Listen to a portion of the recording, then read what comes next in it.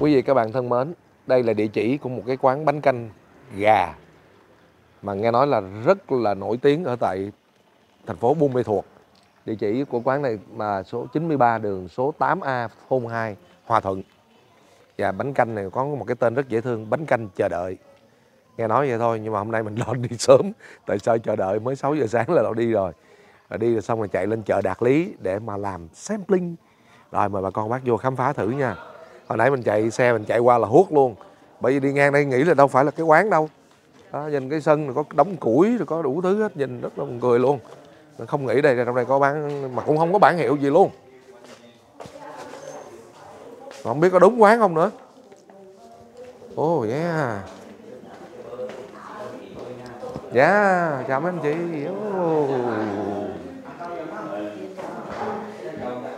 Ủa như chưa bán luôn hả ta? Ủa đang sắc bánh canh ở đâu? Ồ trong bếp luôn. Dạ. Mời bà ơi, đó cái quầy bếp. Ôi. Ồ cái bếp củi luôn kìa. Ôi đang làm bánh canh luôn, hay quá vậy ta. Bánh canh làm tại chỗ luôn nha quý vị các bạn. Ồ đây là những góc bếp vượt thời gian luôn kìa. Đây là người nhà của cô Hương phải không? Bé của Hương á. Không phải Hương, quên lộn. Ngọc. Dạ, Bảo Ngọc. Đó, chị Bảo Ngọc là giám đốc kinh doanh của nước mát Sài Gòn ở tại Buôn Mê Thuột. Dạ. Ôi ôi, góc bếp vượt thời gian. Rồi nghe cái mùi bột thơm quá này. Đó, một cô thì nhồi bột, xong một cô. Này bà bột gạo hả cô? Bột gạo. Ủa. Quá đỉnh luôn.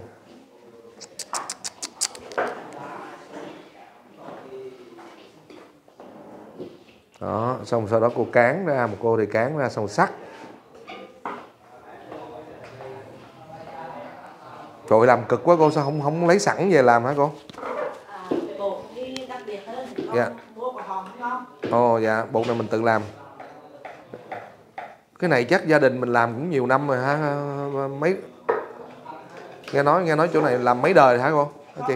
Không phải mấy đời nhưng mà đi hồi đó có mà cổ đi làm tại họ làm chứ. Dạ. Nói chung là chưa sinh thằng đầu là đã bắt đầu làm. Dạ. Có bầu là bạn xong đó các bạn luôn là dân luôn. Dạ. 4 năm. Dạ.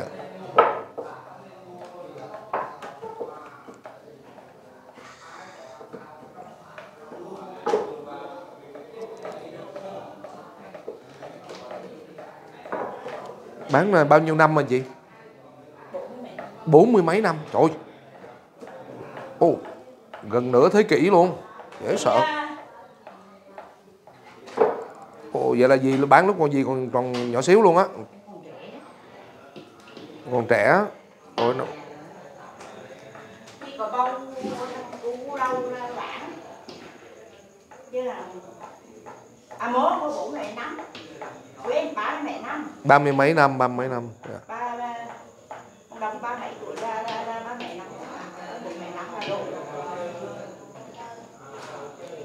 Đó, coi như khách ngoài ngồi kia đang chờ đó. Trong đây lưng là bột. Cho nên gọi là bánh canh đợi chờ là vậy đó. Tới ăn là phải chịu khó chờ một chút. Rồi. Ồ nhìn cái bếp này cái gì khán giả nhìn thấy cái bếp lò rồi cái củi thấy không? Hóa ra cái đống củi phía trước là để làm đó, để làm bánh. Ôi ôi.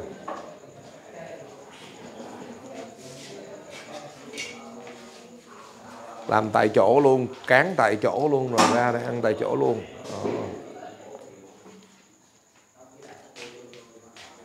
Ồ tuyệt vời thiệt. Ôi lâu lâu tìm ra được những cái góc bếp này, phải nói là góc bếp vượt thời gian đúng. Rồi. Đây ở đây bánh canh gà.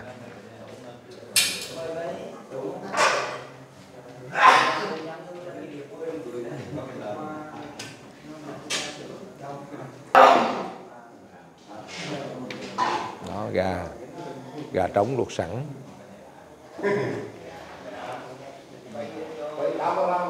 Dạ.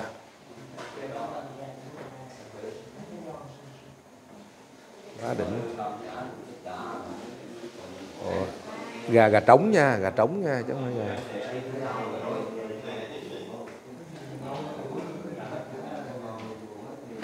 Đó, khách là giờ này là khách vô ngồi chờ, trong kia thì phải làm. Trong kia là Di đang lo làm, phải làm bột tại chỗ luôn. Cho nên lý do ta nói tại sao mà vô đây phải chờ hơi lâu là vậy đó. Đó, bà con quý khán giả mình mà có đi về Buôn Mê Thuột ghé thử nha. 93 đường 8A.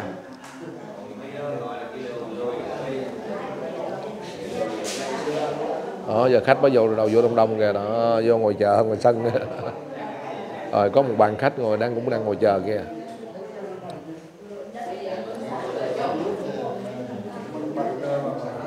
Biết lý do làm sao mà là chờ rồi, tại vì người ta làm.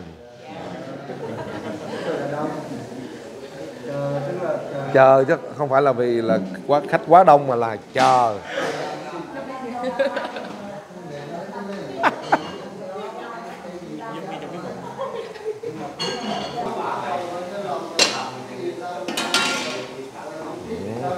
Cho em 2 tô lòng giống ngày hôm qua. Ồ, ở đây có lòng luôn nha. Giống ngày hôm qua.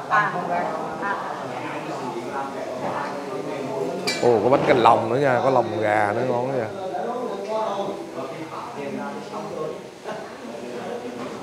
Bánh canh lòng giống ngày hôm qua.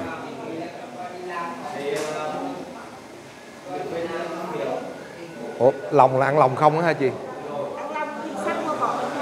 À, vậy cho em có thịt có lòng nữa ha. Rồi cho có tô thịt có lòng nữa.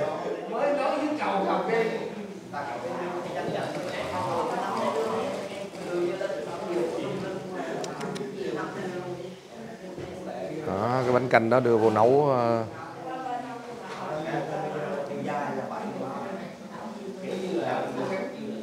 Cái nước đó là nước lèo á hả chị, mình bỏ vô luôn hả? À, nước luộc gà. Nước luộc gà xong bỏ bánh canh vô cho nó thấm luôn.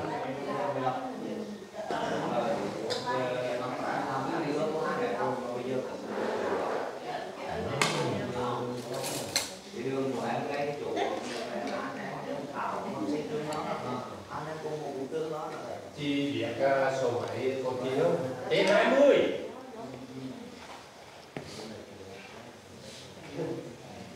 Rồi cho em một tô gà với có lòng luôn nha. Cho làm 1-2 tô trước lại. À đây ba chú này tới trước hả? Dạ vâng, chị cứ làm đi, chị chờ.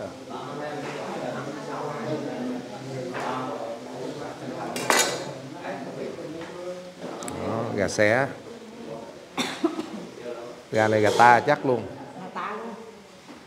Đây có bán gà lai. À, không bán gà lai, ở đây đặc biệt không bán gà lai, chỉ bán gà ta thôi.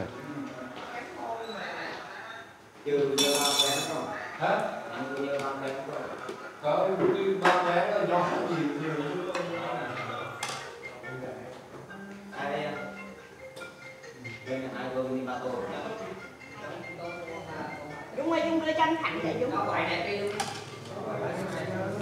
Dung ơi, Dung đưa cho anh Thành trước. Cửa hàng chứ, cửa hàng nữa. Chặt thương bố. Thương nữa nè, thương vàng đó. À, 2 chặt 1 tô 30 em. Rồi nấu từng tô luôn mọi người. Ôi. Cái này chắc bán chút xíu buổi sáng là hết hả chị? À, chiều làm rẫy. Rồi. Rồi buổi sáng mà bán bánh canh gà, buổi chiều làm rẫy, nghe thấy thương không? Một tô đây mình bán trung bình bao nhiêu chị? Tô thường là 25. Tô thường 25. Còn họ ăn 50, 30 là chị.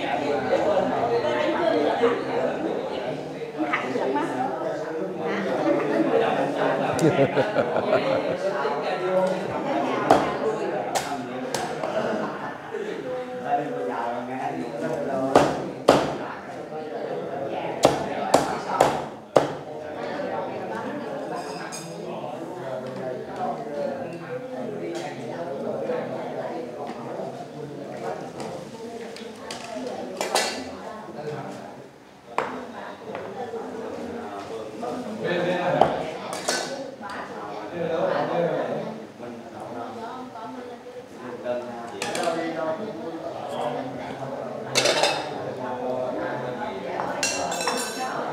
đây có mấy chú vô trước, cho nên là phải làm trước.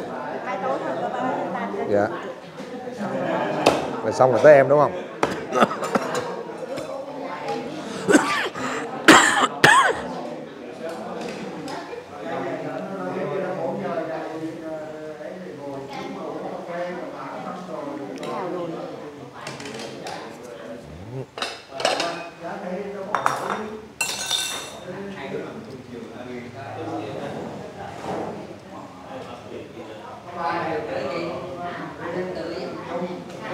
Buổi sáng bán khoảng 5 con gà không chị? 8 con. À, buổi sáng bán 8 con. Ồ, 8 đến 10 con gà. Em chặt em đùi xong chấm rồi một tô thịt thôi. Dạ. Em ăn một tô. Dạ, gà với lòng. Xẻ nó chắc. Dạ, xé với lòng đi. Xé. Có một tô cái lại con la bên trong vậy. Không, gà chặt cũng được, cho em cái đùi chặt đi. Đùi chặt, lòng và huyết. Đó, ăn nghĩ cho nó đã. Thấy hấp dẫn quá mà. Đó, lòng.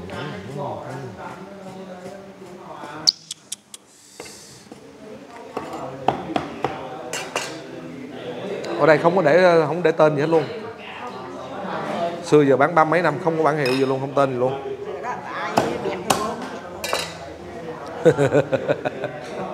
Rửa họ tim vậy. Dạ. Chị tên gì? Ở đây chị tên gì? Chị cô Phượng. À, bánh canh gà cô Phượng. Đây. Rồi, của tô tới đấy cho em nhiều hành nữa. Rồi đem bưng luôn cho em thêm hành đi.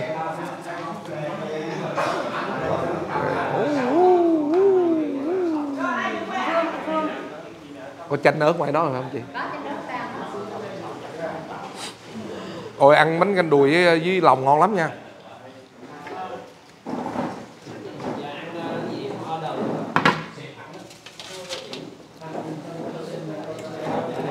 Đùi chặt. Bánh canh gà chặt.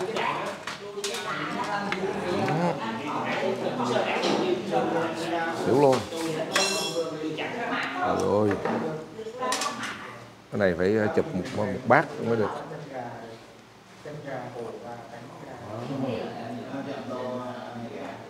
Đây. Quán gần 40 năm luôn. Dễ sợ. Rồi, dạ đủ rồi đó. À. Chụp tao mình. Ô, đây không ăn đũa hả ta? Ăn muỗng không hả? Không ăn đũa luôn.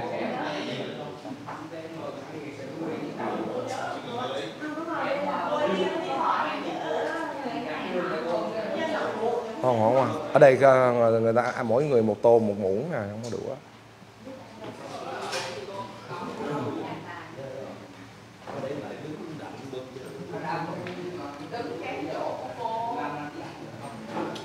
Rồi đây, mời bà con bác mình ăn thử nha. Super ngon nha. Đó. Đã chưa, khói bốc nghi ngút luôn. Dạ. Ôi. Ôi, ngon quá. Ô, hay quá, cảm ơn chú Hiệp. Ở đây không có đũa. Nó đũa. Không đũa sao lát chấm. Rồi đây, mời bà con mình cùng dùng thử. Có đũa luôn hả? Dạ. Đỡ quá. Rồi để mình thử cái nước nha. Nước nó chưa nêm nha. Ôi.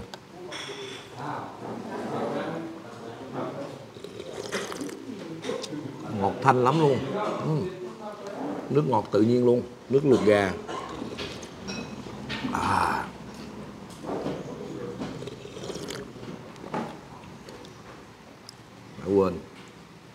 Quên dắt miếng chanh rồi.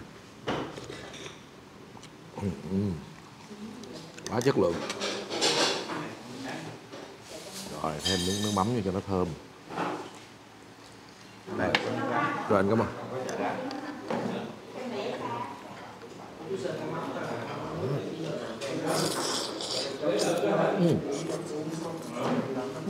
Rồi bánh canh dai, dẻo dai.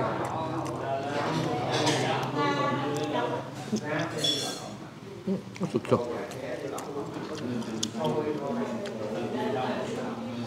Ngon quá.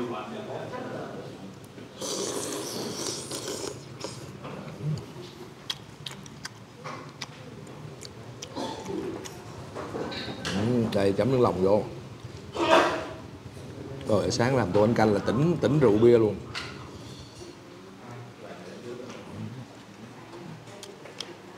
Đây là hầu hết là khách quen. Bán gần 40 năm trời. Trời ơi.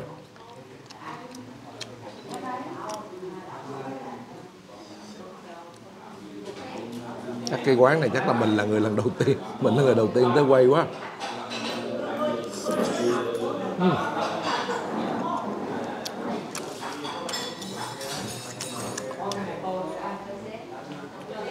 Vì là bánh canh bột sắt cho nên là các cái cọng nó không có đều, có cọng nhỏ, cọng lớn, cọng vuông, cọng to, cọng bự.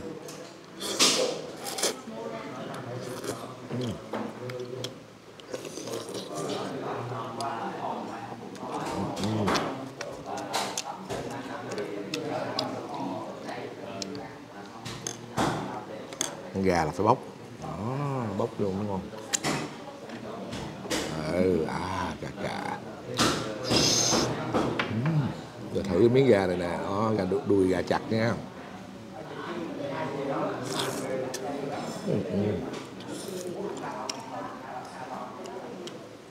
Mềm lắm luôn. Với cô luộc làm sao mà nó vừa mềm luôn. Nãy mình nhìn mình thấy gặt cụp mình tưởng cứng lắm, không có. Vừa mềm vừa thơm vừa đủ luôn.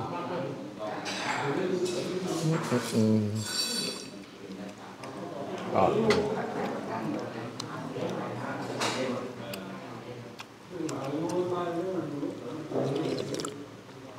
Một tô chỉ có 25 này, chắc tô này chắc 30, 35 quá. Tại mình kêu thập cẩm.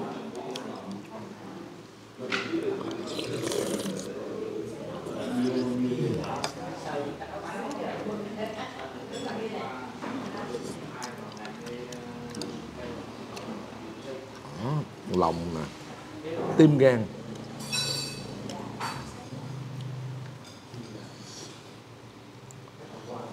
Rồi, ở đây đặc biệt không có thấy xài ớt tươi nha, xài ớt bằm không. Vẫn đang chờ. Coi chừng hết luôn á, coi chờ lát hết á.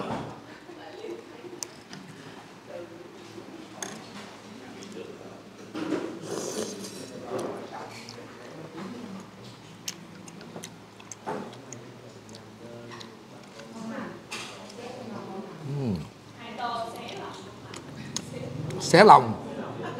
Ồ, hay quá, đặt cái tên này nha. Bánh canh xé lòng. Bánh canh xé lòng.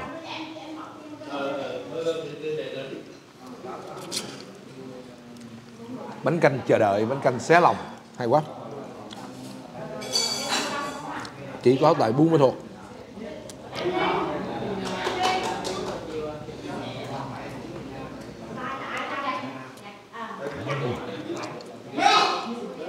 Gà ngon quá. Thiệt á.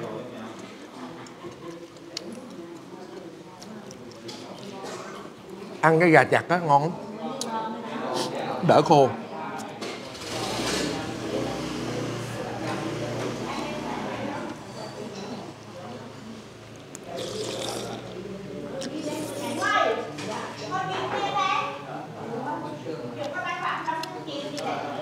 Thêm cái củ lẳng nữa.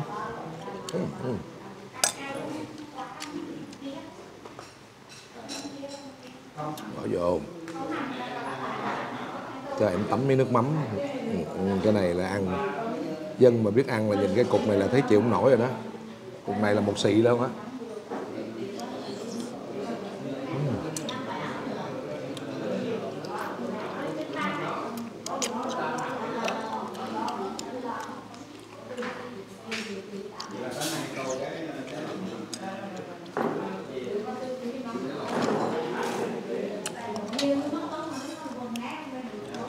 Ngon quá.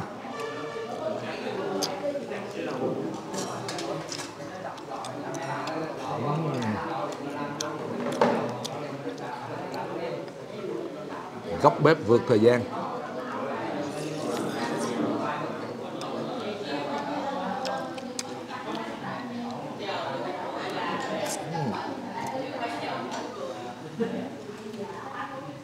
Chờ là phải nấu từng tô, làm làm bột sắt, chứ đông thì không bán, không phải quá đông đó.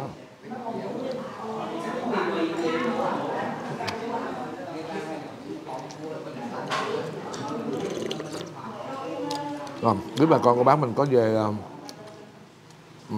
dịp về Buôn Ma Thuột Đắk Lắk nha, ghé thử chỗ này nha, số 93 đường 8A, phường 2.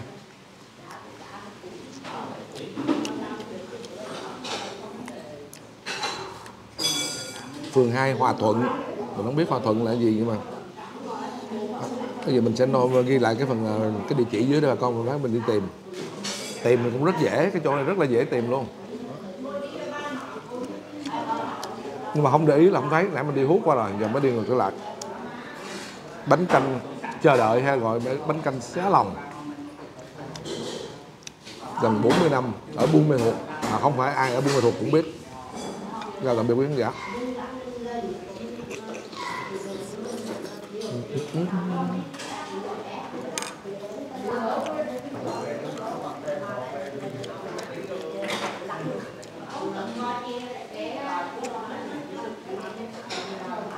Lái rồi.